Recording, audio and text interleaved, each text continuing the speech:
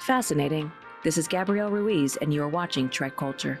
I want to open this video with a very happy birthday, happy anniversary to my first Star Trek in the cinema, which was Star Trek Generations. Now, we've talked about this film a lot on this channel, and one of the reasons I'm so excited to be making this video for you is because of how special that movie is. I know it's special to myself, I know it's special to Chris. It's got a really special place in our memories. Part of it for it being the first Trek we saw in the cinema, and part of it for the circumstances in which we saw it. For myself, I've spoken about this before on the channel, that I went with my dad. It was a complete surprise. I didn't know we were going to the cinema, and I was so excited. We got to see things like the Enterprise B, Kirk, Scotty, and Chekhov having their big moment. We got introduced to Alan Ruck as Captain Harriman. Then, of course, we got the Enterprise D and everything that went along with that, and, you know, the big finale on Veridian 3. Listen, is it a perfect film? No. Do I love it? Absolutely, yes. 30 years later, which is a frankly terrifying thing to say about anything that I saw in the cinema, but 30 years later, we are celebrating the birthday. But we were gifted an incredibly beautiful thing over the weekend. Otoy, which is of course the company that did videos before like The Memory Wall and Regeneration, which came out last year, have released another video called Unification. And this is just outstanding. Unification was executive produced as well by Susan Bain Nimoy, who is Leonard Nimoy's widow. It was done with the permission of the Nimoy estate, and in fact the film itself is dedicated for Leonard Nimoy. It continues the storyline that they have sort of put together that sees Spock, played by the actor Lawrence Selleck, who I in fact incorrectly the last time said, oh, this must have been a deepfake. No, there was a combination of both practical and digital prosthetics to make the actor look like Leonard Nimoy. It sees him arriving on Veridian 3 at the grave of James T. Kirk after that fantastic shot of the saucer section of the Enterprise D. We do pick up on that here in Unification as well. We get flashes from Regeneration and also from Memory Wall. If you like, in the Otoy universe, Yeoman Colt, who we would have met in the original pilot, The Cage, plays a pivotal role across these films. We see her seemingly encounter V'ger's set of memories. If we go back to the video Memory Wall, it sort of suggests that it looks like a giant CBS logo, right? If you look down on it from above, there's sort of a lake that is shaped like the iris or an eye, but also it's shaped like what we know is inside V'ger. And we get flashes of the ring ship Enterprise crashed on a planet. We see flashes of the Enterprise being destroyed over the Genesis planet. We also get, in that video, we get what seems to be the passing on of these memories to Spock as he appeared in the motion picture. Once again, we get flashes of that. If we go into Regeneration, it seems that a younger Spock remembers being on Veridian 3, remembers seeing the Enterprise destroyed over the Genesis planet. And once again, now we go forward again, because in the opening of Unification, we get flashes from both of those videos. We see Colt, we see some of the clips that she was in before, and then of course we see this younger Spock as well. Where does this bring us to, and why is this video so special? Well, what's opening this video is a stunning shot of none other than Gary Mitchell, who of course was introduced in Where No Man Has Gone Before, which was the second pilot of the original series, played then and now by Gary Lockwood. Yes, at 87 years of age, Gary Lockwood has returned to play the mocap for Gary Mitchell in this little video. That alone would be an incredible piece of Star Trek history there. I mean, almost 60 years later, returning to play the part again. That was a little bit special. Now, I'm going to say this many times, I'm going to say it again. There is a very detailed blog post on otoy.com breaking down everything that went into the making of this video. I really recommend that you spend a bit of time going through that, because there's so many Easter eggs and tidbits for long-term Trekkies. You will have a ball. As the video goes on, we get flashes of, now, this appeared earlier on, flashes of James T. Kirk's, the remains, which of course thanks to Star Trek Picard, we know ended up on Daystrom Station. Well, it seems they did something with those remains, because reprising the role of James T. Kirk after 30 years, William Shatner returns in Unification to play Kirk as we would have known him in Star Trek Generations. It's a bit mind-blowing, really, because over the years, Shatner has been interviewed about whether he would reprise the role, what are the chances, and I suppose, to be fair, he has somewhat consistently said, look, there'd have to be a pretty good way of explaining it, because Kirk is dead. And there would have to be a good story, there would have to be a good script. There was, the flirtations of an idea for Star Trek Enterprise. There was even more ideas coming up when it came to things like Picard, and they just, for several reasons, it just never happened. Well, it finally has. Shatner plays, thanks to some prosthetics and, a lot of digital magic as well, he returns to play the role that he made famous in the 60s and beyond. He doesn't do it all by himself. He shares the role with Sam Witwer, who is just one of those actors that's in everything. You do know him. He's one of those actors. And he doubles in as the body of a younger Kirk as well, with, again, some prosthetics and a little bit of digital mimicry for Shatner's face to take on the part. Because we see in this beautiful little video, we see Shatner as he appeared in Star Trek Generations, we see Shatner as he appeared in the original series, and we also see Shatner as he would have appeared in The Wrath of Khan. All three of those versions of the character appear almost simultaneously in this movie. But I've got a little ahead of myself there. We see him walking through this lovely green area, and it's a very, although we don't have all of the context to the story, I think we can deduce that this is a Shatner returned to life from the remains that were there on Daystrom Station. He is now walking and not talking, but walking as he has not done in several years. He then comes across a rather large group of people. In that group, Robin Curtis returns as Lieutenant Saavik. And again, that alone would be an incredibly special thing. But here already we have the return of Gary Lockwood, we have the return of William Shatner, and we have the return of Robin Curtis, all reprising their roles. It's a bit mind-blowing, to be honest. Getting one of them would be so special. There is a beautiful interview with Robin Curtis on Otoy.com in which she talks about how it felt to return to the role after, almost 40 years. It's 40 years this year that Star Trek 3 was released in cinemas, which was her first appearance as Saavik. Of course, the role of Saavik had been originated by Kirstie Alley in The Wrath of Khan. Robin Curtis speaks about the fact that she deliberately didn't watch The Wrath of Khan before taking on the role of Saavik, so that she could bring her own interpretation to the part. She did speak a little bit about, there was a sort of a bittersweet sense that, she plays a major role in The Search for Spock, but quite a small role in The Voyage Home. And, although Robin Curtis did appear in Star Trek again, that was the last appearance we had of Saavik. And she felt that she did want to give the character a little bit more.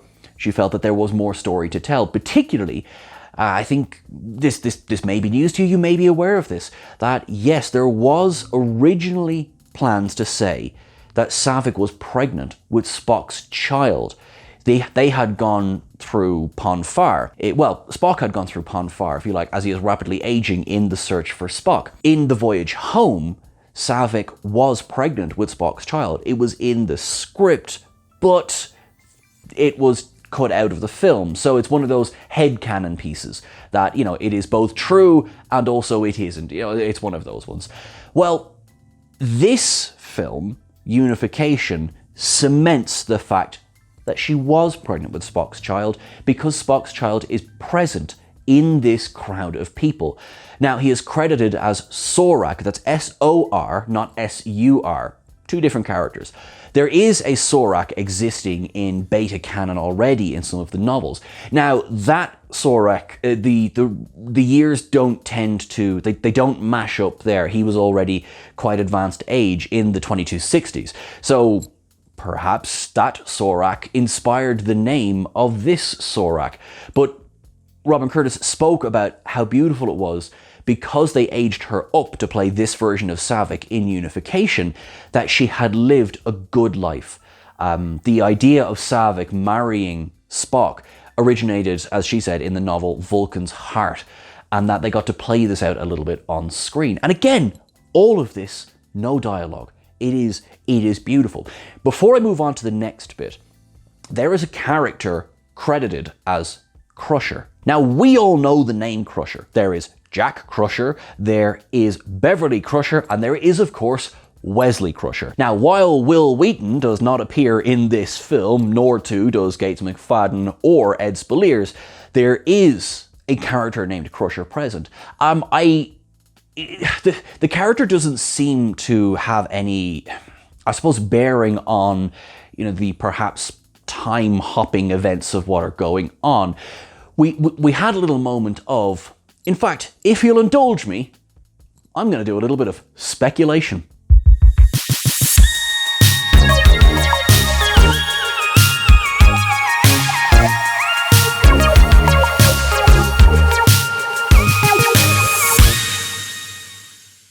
So, we have Gary Mitchell appearing in the beginning of this film. Now, Gary Mitchell, as we know, is a godlike being, and quite frankly, I don't think anyone ever really believed that dropping a rock on him was going to kill him.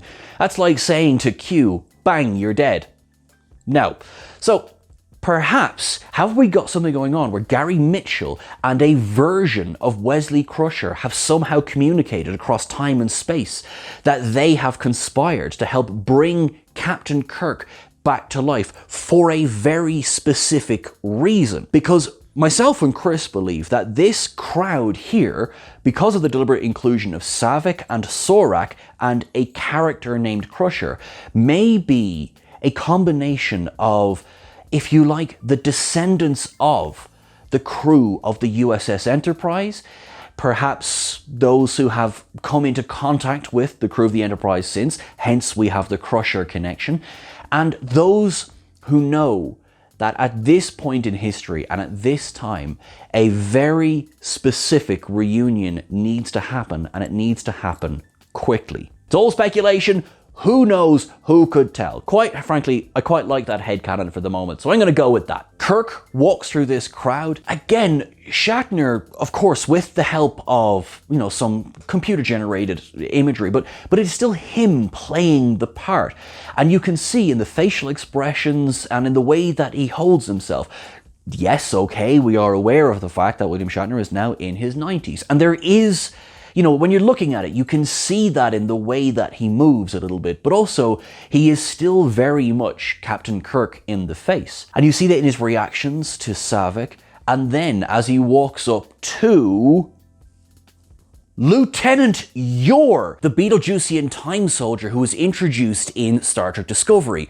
And I know that this may be like a bit of a broken record. I do remember when the preview of him appearing in Discovery came out and he had the wrong comm badge, but then they fixed it for the episode, which was just hilarious. But anyway, so he is there in his, 2364 uniform, the jumpsuit with the bar across the shoulders, and Gordon Tarpley plays quite a scary Beetle Juicy, and I'm not going to lie, they're scary looking people. But we know that he originated in the Kelvin timeline. See where this is going yet? And he is there, he hands Kirk back the Delta insignia that we would know from Generations. That one that was placed on his cairn by Captain Picard with the little chip taken out of it. It is the exact one. We saw that previously in the Otoy film Regeneration. It's a bit of a beautiful moment, a bit of a full circle moment. And as he hands him this, Kirk is transported first into this sort of, well, I'm gonna use the phrase memory wall just from the previous Otoy video as well. But this is the point where he meets his younger selves, his original series self and his Wrath of Khan self. And it is at this point that we finally get a bit of narration. And it is a lifting of that final speech, that final captain's log, or admiral's log if you will, from the Wrath of Khan, where Kirk remembers that Spock spoke of possibilities. Those possibilities lead Kirk into the Kelvin universe to the deathbed of his closest friend. As we walk through, it's a little bit of an Easter egg ahoy, because of course we see what we know to be the photo that was taken on the set of Star Trek V: The Final Frontier. Now, while we don't see the photo in this, we do see the holder which it came in, because that was shown in Star Trek Beyond, when Zachary Quinto's Spock is grieving the loss, the passing of Leonard Nimoy's Spock.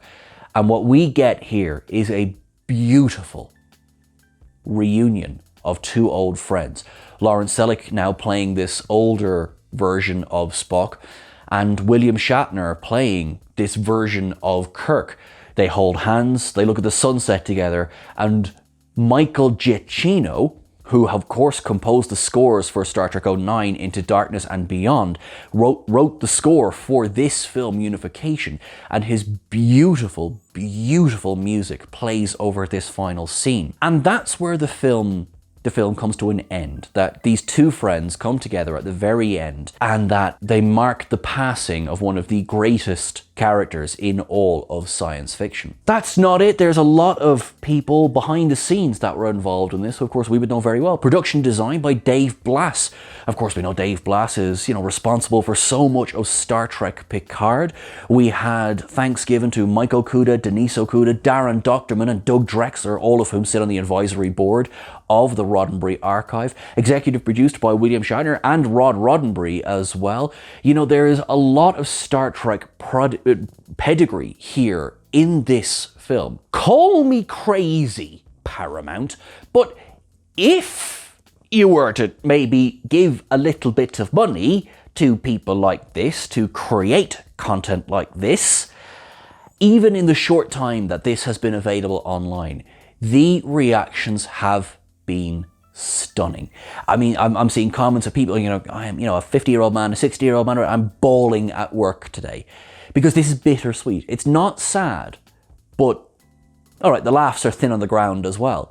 It is a very, very poignant piece that, of course, is marking the anniversary of Star Trek Generations, but also brings full circle the relationship of Kirk and Spock. Now, we know, of course, with things like Strange New Worlds, that, we've now almost gone back to the beginning of Kirk and Spock, and we get to enjoy what Ethan Peck and Paul Wesley are bringing to the roles, and I really am enjoying that, please don't get me wrong. Of course, there is a pathos to seeing William Shatner reprising the role.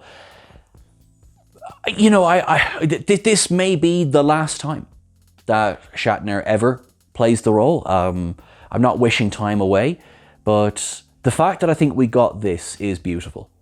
And of course, Kirk is still alive at the end of this little movie. Where this fits in canon, I think, is entirely up to each and every one of us. I think looking at it, it doesn't contradict anything that we see on screen. So I'm very happy for myself, to accept this as, be it head canon, be it side canon, or be it alpha canon. I mean, everything in it, it doesn't step on the toes of anything else that's out there. It connects the Kelvin universe, Star Trek Discovery, Star Trek the original series films. I think this is an absolute triumph of a piece. There is a larger universe in which this film exists, which is the fact that Yeoman Cult seems to be this kind of anchor being of the Otoy universe, which I am so here for. Each of the films start with the serial number 765874, which is apparently Yeoman Cult's serial number in the Star Trek comics. So if she has become a version of Wesley Crusher, for example, or another traveler like this moving through space and time, I am so here for that. Now, the role of Colt was, of course, originated in The Cage by Laurel Goodwin, and Colt is being played in these films by the actress Mahé Taissa, who the resemblance is uncanny. But yeah, I love these legacy characters, like Mitchell, things like this, and Colt coming back after so long and playing such pivotal roles. I think that these are really special films, that the Roddenberry Archive is doing fantastic work, that they are working with legacy players both in front of and behind the camera. Listen, as I said, Paramount, call me wacky, You know, I might be crazy here, but look at what they can do. Maybe bring them into the fold, you never know. Folks, happy anniversary to Starter Generations. Well done to Otoy and the team there for putting this together. I hope you enjoyed this. If you haven't at this stage checked it out, please go and watch it. Please go and watch it. It is a beautiful, beautiful piece of content. Thank you so much, Otoy, for sharing it with the universe. Folks, we will continue to bring you news up to date as much as we can. Please follow us on all the various socials. We're on Blue Sky at TrekCulture. We're on Threads and Instagram at TrekCultureYT. Of course, we're on YouTube. You know, we are on TikTok. I promise there will be content there soon. And of course, we are on Twitter as well at TrekCulture. So please make sure you're following us on the various socials so that you can stay up to date with news stories and just beautiful little pieces like this. I have been Sean. You have been awesome. Live long and prosper. Time may be the fire in which we burn, but it is also a companion that joins us along the way and reminds us to treasure every moment. Thank you so much, everyone. I will talk to you soon.